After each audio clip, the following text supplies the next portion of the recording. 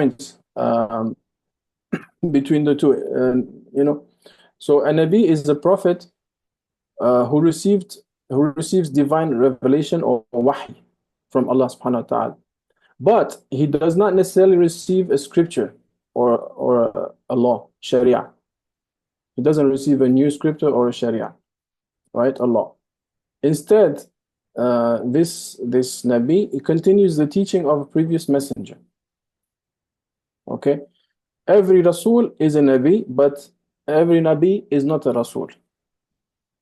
Now, when it comes to the Rasul, it's usually they are higher ranked than Nabi.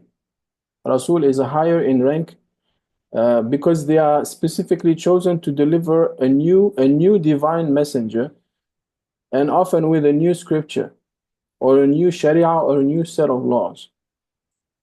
So a Rasul is sent to a specific nation or to the entire world, like Rasulullah sallallahu alaihi wasallam. You know. So examples of Ar-Rusul, we have Prophet Noah. We have also Musa alayhi salam with the Tawrat. We have Isa alayhi salam with Al-Injil.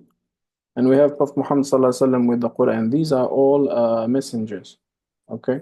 So the key differences are the Nabi receives a revelation and the Rasul receives a revelation, but the Rasul is given a new scripture or a law.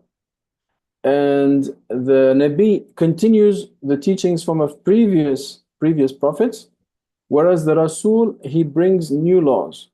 Okay? And they say, quote unquote, that the Nabi has a higher lower ranking compared to the Rasul. And Allah knows best. You know, this is just like from what I have.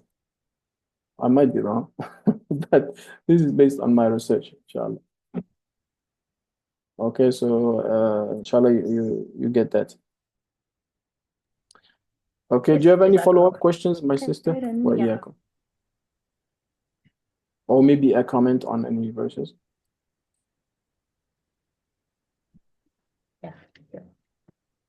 Dr. Selim. Yes, my dear brother. I want to raise one question. Actually, you mentioned about it's on whether the flood of Noah at that time was a global incident or a local incident. Because for some of the, I read some books or some scholars who claim that because in the story narrated in the Quran, it didn't mention that it is all Allah destroyed all the beings on earth at that time, and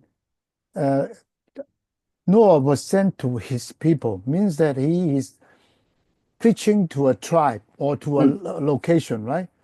Then if they do not obey Allah, Allah would destroy those people rather than the whole mankind. That is the logic he made. And also that for the details described in the Bible, it is very specific that all creatures on earth were destroyed. And but we don't take the Bible as a reference. Yeah, and we don't take the Bible as a reference anyway. I know. We do not. But as a comparison, what I mean is that they say scientifically, it is also not quite logical or realistic that there is enough water to cover up the whole earth, even the mountain. Because after the water did recede, where did the water go? You got the point. Therefore, I got the point. They say that therefore Noah was preaching to his tribe, and therefore the flood should be a local incident. And also the Quran did not mention that all the species to be put on boat. Because if you have a boat to contain all a pair of different species, you will not be able to imagine how big the boat should be. Somewhat like this. Okay. I don't know. Yeah, I understand. All that makes sense, brother. So what is your, like, for you, your conclusion? I cannot have a conclusion. Therefore, for those remarks from the scholar, what they say is that the version of the Quran is reasonable because it didn't mention about destroying the whole humanity, blah, blah, blah, like that. While the Bible, the issue is totally unrealistic. Even the size of the ship is specified. And they said that all the animals were on board.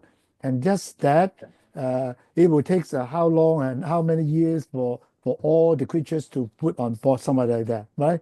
That is Yeah. their logic, and they find there are some trace for archaeology, some trace of Yeah. flood in Of the Mesopotamia region, but not uh-huh. in the other area, and that is the Right. remark.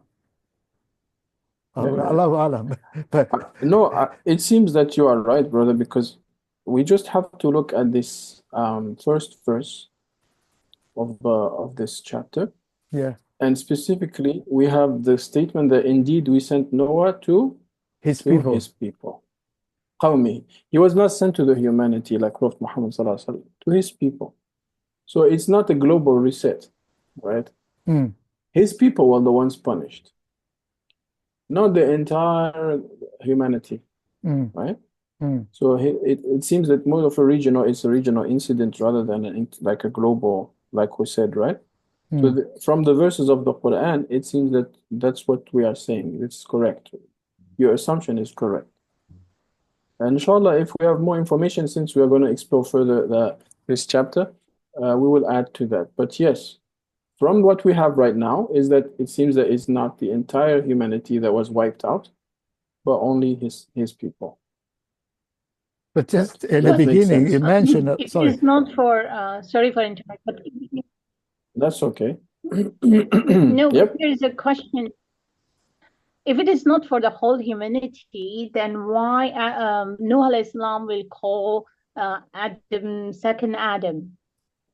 Because Yeah. that's been the whole, the whole the coming people were from Nuh alayhi salam, right? Or Yeah. are descendant from him then? Then that's Right. mean it's the whole humanity is involved. Not necessarily, sister.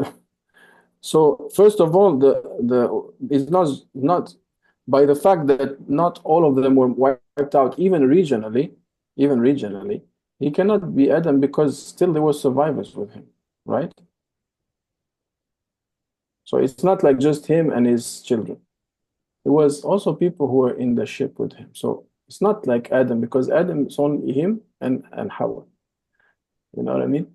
So it cannot be the whole wiping of only the disbelievers actually wiped out. But I will check more into this just to clarify. I'll get more into the tafsir of this thank you so much. and give Yes, some additional points because these are very good points you raised, both of you. Jazakumullah khair. Very nice. alhamdulillah. Thank you so much for those. It's interesting. And there is also one more. Yeah, it is. It is very interesting. SubhanAllah. Yeah. Yeah. Yeah. Sorry, sister, can you say it again? I didn't hear you. As like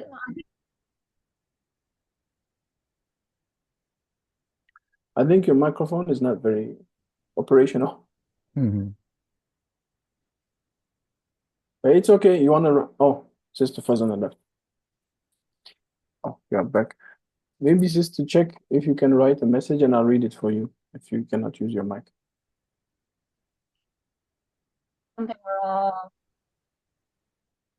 We're just hearing snippets of your voice, It like stopped bits and suddenly. pieces. On the Mount Ararat. Yeah. Mm-hmm.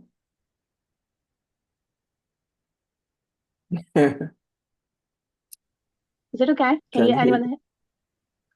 you hear We me? can't. Now we do. We do now. Okay. But now we don't. So it's also there is a point. Oh, Yeah. okay. Okay, maybe.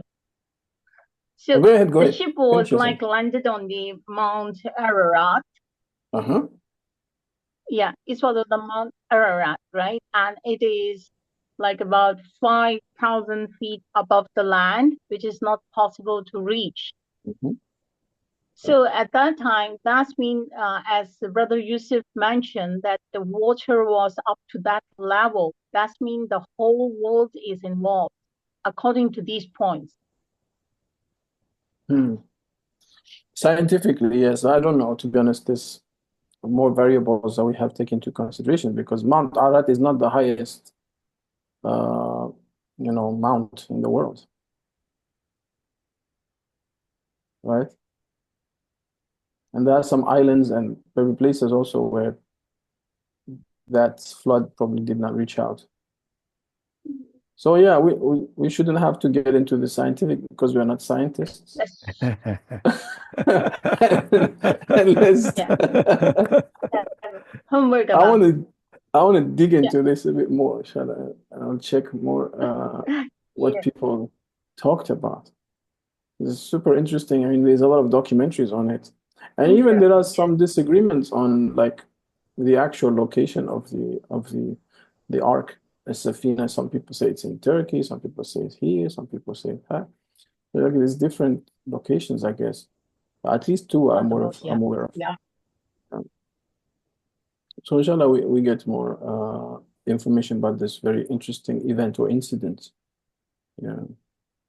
Okay, Jazakumullah khair. Let's have a little session of qira'ah or recitation if you'd like to.